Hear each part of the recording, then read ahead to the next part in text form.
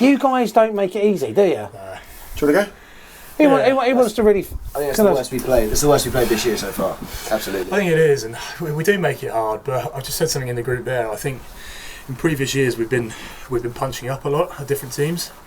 I think now teams are going to be the ones punching up at us when they come here. So we've got to be wary of that. It's a good accolade to have. We've got to be wary of it and make sure that we're not going to get punched in the face all day, which isn't nice. No. And do you think that is that something which can be just changed with the mindset of the players? So, because you guys, like, if we look at last year, those kind of games were the ones which we would still have lost by 3, 4, 5. Yeah. Whereas now this year, we're now beginning to turn that around and actually win those games by 2 and 3s. Is it just a mindset thing, or is it just a level of belief? What's the change up? I would say actually it's the ability to expect standards of yourself that are of a certain level, and I think as we get better and better, it's just making sure your standards don't drop. Because like Jamie's saying, when teams come and they want to take something from you, we have to make sure that we are playing our plan and being as physical as we want to be at a consistent standard. And that's what's going to separate us from other teams. And at the moment there's periods where we get dragged in a little bit, and that's what we saw today. And when we play like ourselves, there's some phenomenal tries in there. But we can't just turn the gas on just for short periods. It needs to be an 80 minute burn for us to be able to go after the top dogs. But that was a trial by fire today, like, make no exception of that, and the boys stared it down in the last minute, and I think there was probably about 8 last minutes there because we kept playing on a penalty advantage and we got what we needed to. 4 yellow cards for Worthing in what a game which I would consider didn't look that dirty on the pitch. Do you want to talk about how it felt? Obviously the refs have to make decisions, but I think towards the end there's so many high tackles going in, and obviously the tackle height's changed. It felt like he was just trying to keep things even at one point perhaps, and if anything looks slightly high and he's given 2 yellow cards already, he's going to have to give more for it. It's frustrating how we can't keep height down. But do you think that just comes from the intensity of the game, and obviously the fact that you guys are getting knackered?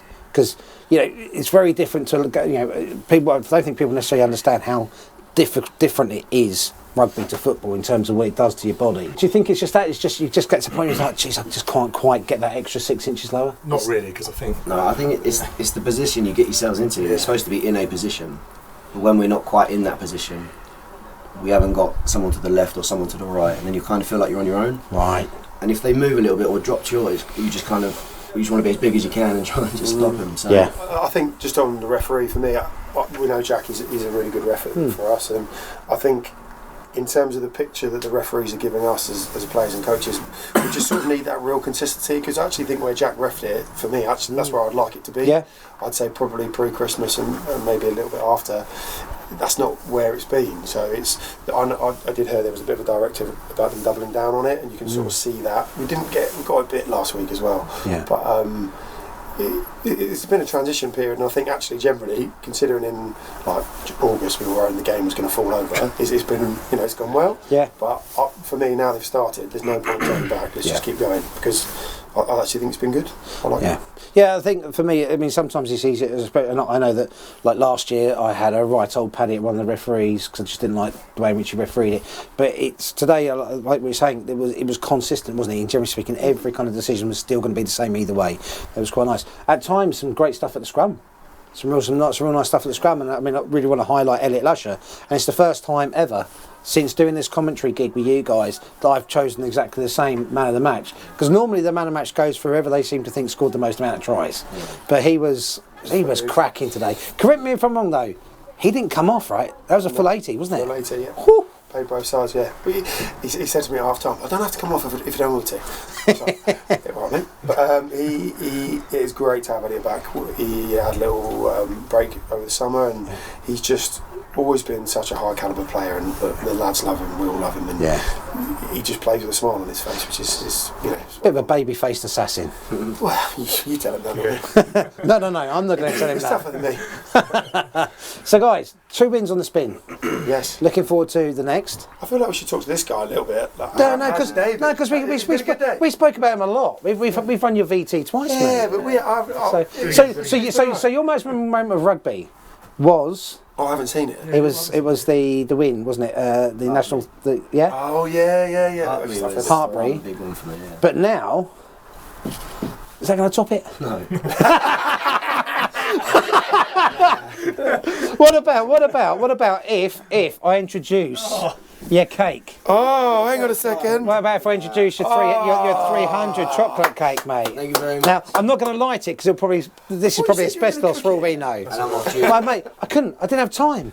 I coached 2 different teams, mate. I've got my own job. It's the best I could do, but it's got 300 in it and it's all special, mate. Thank you very much. No worries. So, today, glad just to get through it, to a degree.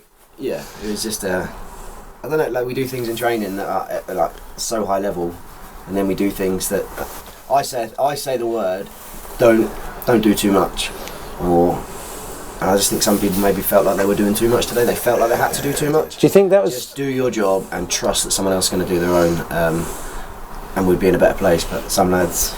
And I'm like it sometimes as well. I try and do a bit too much sometimes, and then something goes wrong because it's not on the plan. It's not what we're supposed to be doing. So yeah, it's a mindset thing. It is. Do you think that's because of the emotion from what today was? Because I got the feeling that the players wanted to make sure it was going to be like a real cracking win for Tommy Best. I just had that feeling. But again, I might be reading it wrong because obviously I'm in a box. I'm now there on the pitch. But do you think that's why maybe some of them tried to do a little bit more? Maybe, I don't know. It didn't feel like it. No. We've had not taking away from you, but we've had some bigger occasions, I think, in the past. Absolutely, yeah. It's not. The Henley game down here when we went up that season was unreal. That was a big game. You were even playing in that one, old boy. I know, mate. Remember those days? So guys, look, cracking win. Let's go for a third win on the third round of the bounce. Longest streak so far is 4 this week, this season. Yeah. Let's get to 5. And more importantly, Talking away, please. easy. It's only a bunch of cockerels. People like to wear red cords. Strange people, them lot down there. Big game for us, It's not even a rugby club, if you ask me. It's not even a stand. But hey, that's my opinion. Anyway, I'm not allowed to say anything about Dorking because it riles them up, doesn't it? You told me not to do that anymore. Okay, right, okay. Look, guys, thanks very much for popping in. Thank you, Captain Marvel. Mr. Best. I'm going to always from now. It's just Mr. Best. Corks, it's always been a pleasure. Never a chore.